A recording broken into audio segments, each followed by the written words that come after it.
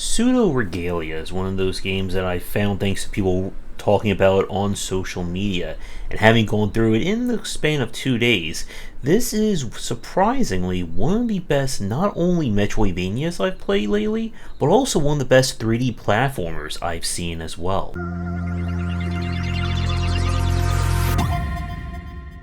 Our story is a princess is trapped in an endless nightmare that takes the form of her castle.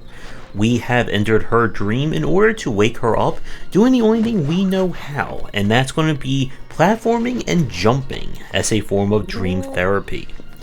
Your mission is to explore a massive castle and its 5 major areas, looking for clues, powers, and items that you will need to get to the very end. Now, the footage of this game, this is a 3D Metroidvania, but a lot of the design and general feel of this game is definitely evoking 3D platformers, most particularly that of the Mario games, and that is by no means a complaint. You see, you'll start off with your basic run, jump, and be able to hang on ledges and pick yourself off, but you'll soon unlock additional powers and movement and jump tech, and this is where Pseudoregalia really comes to life, because every jump and ability you get can be comboed into each other. Similar to that of any 3D Mario game, you'll be able to transition or kind of combo from one kind of jump or one kind of movement to another, and the game is explicitly designed around this. By the time you were halfway done, I gave up any idea of trying to figure out what is considered the quote-unquote optimal way of completing these areas, and just went full on, I'm going to jump in all kinds of weird ways and break as many sequences as the game will allow. As you unlock more of these powers, the castle and its areas will become more open to you. And there's very advanced movement and jump tech in this game. And if you are someone who is familiar with 3D platforming as opposed to just Metroidvania design, you will go far further in Pseudoregalia. As the game moves forward, you will have to return to previous areas in order to collect any missing items, and the game's 5 major keys, which are required to get to the ending.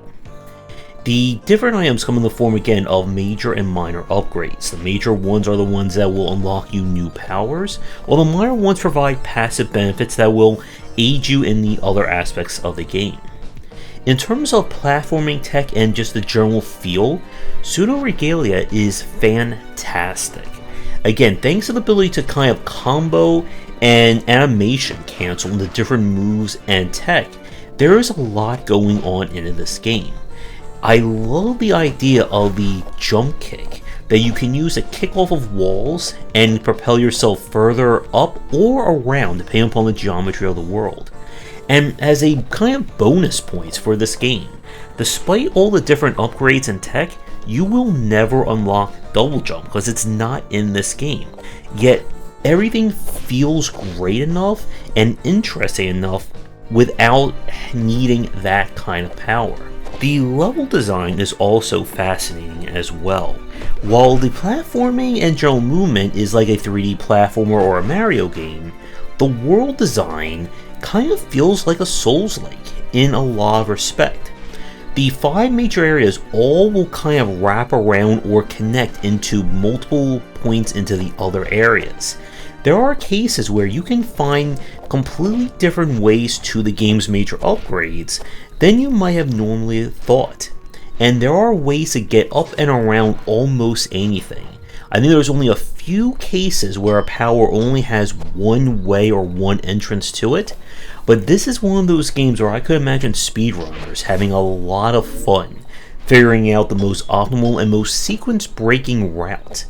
And there's not even like a lot of complexity in order to get to that point.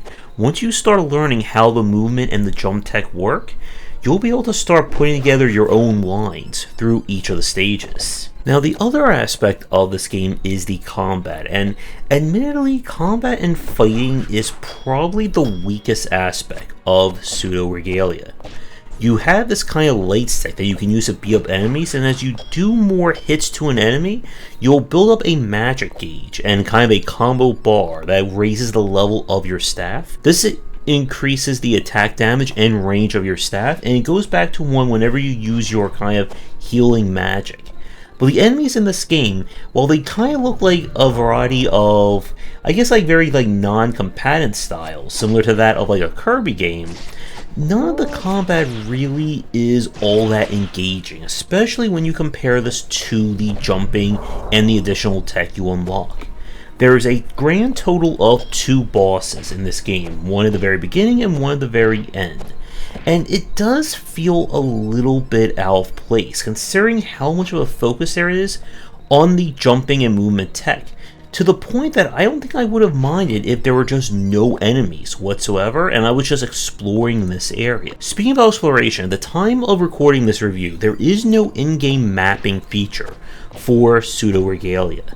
And if you're easily getting lost in 3D games, then this is maybe a little bit of a challenge for you. Again, with each area connecting in multiple ways, it is very easy to get lost or turned around. While each one of the areas has a different look and aesthetic to it, the various corridors and rooms within each area start to blur together to some extent. And the game itself is not on the lengthier side. If you're really good at 3D platforming, especially if you're familiar with the 3D Mario games, you can probably get through this game in a few hours, probably a bit more if you are going for 100%. But I feel like this is a game that, outside of combat, really sticks the landing in terms of its 3D platforming and the general design. And while I feel like the game ended pretty well, I would love to play more of this kind of 3D Metroidvania design in a sequel or in another game. So with that said, Pseudoregalia is definitely a surprise game for me in 2023 and is easily one of my favorite platformers and Metroidvanias I've played. If you enjoy Metroidvania design and looking for one that is more about movement and jumping tech rather than kind of combat or RPG play, I strongly recommend you play this one. This is a fantastic example not only of Metroidvania progression, but also amazing jumping and 3D platforming. And while you've been watching this footage, I may have made things look a little bit easy in some areas, but this is incredibly advanced design, and one of the more trickier indie takes on 3D platforming that I've played. And again, this one just works for me on almost every level. That's going to do it for today's video. Thank you so much for watching. Be sure to do the YouTubing stuff people tell you to do. If you're interested in more of my thoughts on design, check out my books wherever they are sold. Visit our Discord and Patreon, and come back for discussions on game design here, and on game wisdom, where you some of the art and science of games.